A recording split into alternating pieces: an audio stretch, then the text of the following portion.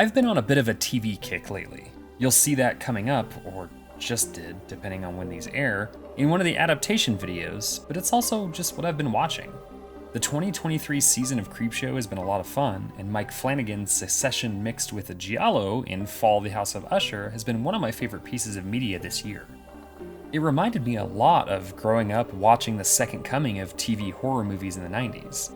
I hesitate to call it the golden age because I think the 70s still holds that title, but the 90s had all manner from Stephen King adaptations, like a ton of them, in addition to many horror TV shows that would go on as all-timers like Tales from the Crypt and The X-Files. Of course, you can't mention TV horror, and we probably wouldn't have much of what we do have without talking about Dan Curtis. His 1975 horror anthology Trilogy of Terror is one of the most influential things to air on TV, but don't sleep on its sequel that came out 21 years later, a true black sheep of TV terror. Oh my God!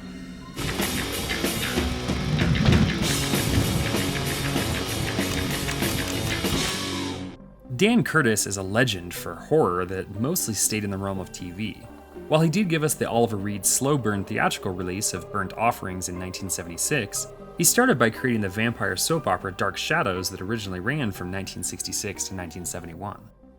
It would be revived, again by Curtis, in 1991, and a movie from Tim Burton would come out 6 years after Dan's death in 2012.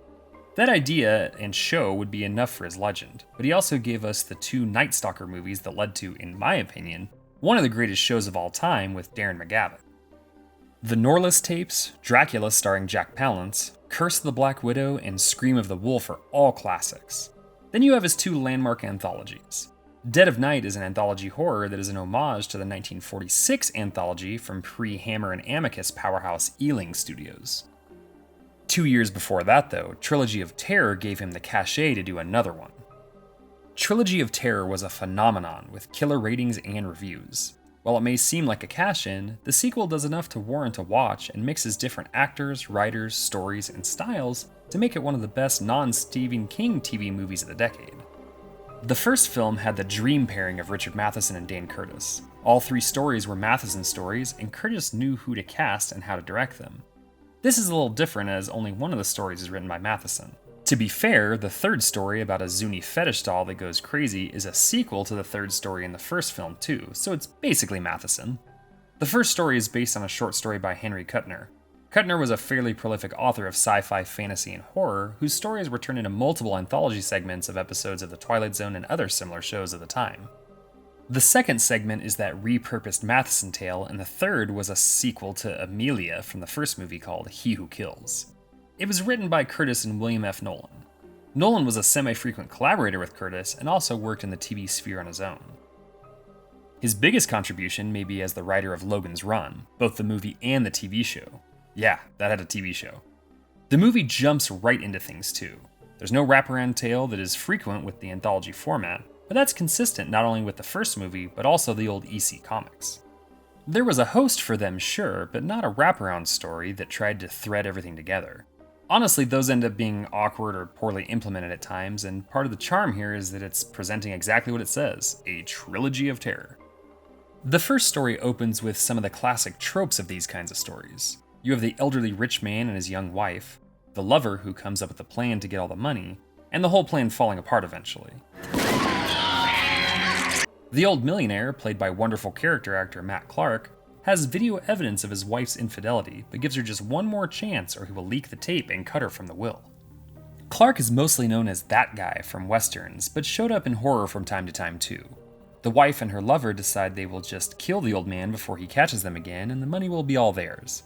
They end up killing him in a really well shot and tense scene, and just when they think they've won, we get the old no money available angle. Just like in the movie. Before he died, you see, the old man had transferred all the money he had and put codes on a microfilm to be buried with him. With no other options, they go to dig him up, and we get another strong character actor performance from frequent Clint Eastwood counterpart Jeffrey Lewis, who also happens to be the father of Juliette Lewis. Here he plays the cemetery caretaker and warns them of rats. Giant rats, in fact. Oh, this isn't just a few rats. There's thousands of them down there. Big ones, too. Some as big as a dog. Of course they don't believe him and kill him off. Laura then kills her lover Ben so she can keep all the money and tries to recover the body before, wouldn't you know it, giant rats take the body underground. She goes after it with the expected results of 0 microfilm and an additional dead body. The rat scene is fun with some gore and cool effects on how the rats are shown. This was a Showtime premiere, and they were allowed to have some of the above basic cable allowances. It's a good table setter for the movie, and could be an episode on the previously mentioned Creepshow or Tales from the Crypt. The second story gives us Alma alone in her house with her husband away at work. She's sad and guilty after the drowning of her son, but has a plan to make things better, make things right. If the actress looks familiar, it's because it's the same one who played Laura in the first story. Get used to that, as she will be the central protagonist in the final story too. The actress is Lisette Anthony, and it's a callback to the first film that had Karen Black in all 3 stories. It's a wonderful decision, and Anthony does an admirable job in the 3 stories as 3 very different characters. If Anthony is familiar, it's because to fans of a certain age, she may have been a huge crush. Not only was she the princess in Kroll, but she also showed up later in Without a Clue, which is just flat out one of the best Sherlock Holmes stories there is. Alma decides to use magic to try and bring her son back, and at first, she's successful. At first. Over the course of the segment, she starts to notice that her little boy isn't the same kid she had before the accident. She tries to feed him, and he starts acting strange and asking strange questions. I want to play now! She becomes increasingly uncomfortable, but still wants her son back. At some point, he just goes full terror and impersonates her husband.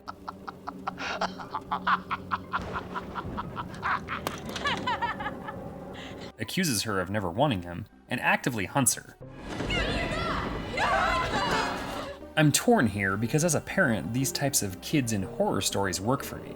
It's not Anthony's fault either, as her fear and sadness is palpable.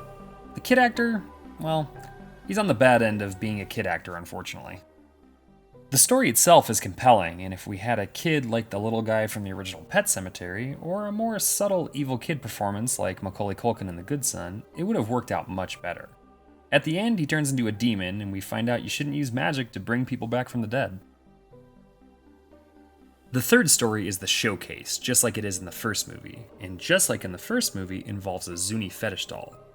In fact, as I said before, it's a sequel to that story that starts in the apartment where Karen Black's character is now dead. The doll is dropped off to a museum doctor for study, and she finds weird things about it. It's supposed to reanimate after a gold chain is removed, and it's also growing back its protective skin. The thing, of course, comes alive and takes out a security guard before setting its sights on the good doctor.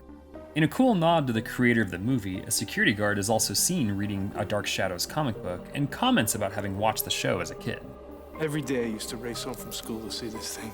The doll and doctor have a fairly intense fight, with the doll stabbing, biting, and punching the doctor. She gets it stuck in a case while trying to grab her car keys to escape, and even though it breaks out, she's also able to drop it in some acid.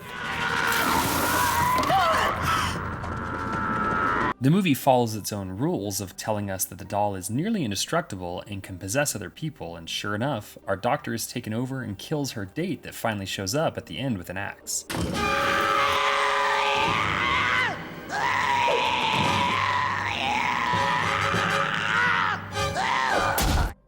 There are no happy endings in this trilogy, and nearly everyone pays the price. The movie won a Primetime Emmy for Outstanding Makeup and did well for itself with fans, being seen by a ton of people. While many critics found it unnecessary and a basic retread of the first film, us horror fans ate it up. It was released on a rather bare-bones DVD by Universal in 2008 before getting a wonderful Blu-ray transfer complete with special features by Kino Lorber over a decade later in 2019. While it isn't as good or as influential as the 1970s original, it holds that special place in 90s filmmaking where TV horror and direct-to-video horror stood tall in a decade full of movies and a whole damn genre that was suffering an identity crisis. Pick up this one as a good relic of TV horror and a fun, no-pulled-punches anthology where everyone gets what's coming to them, and then some.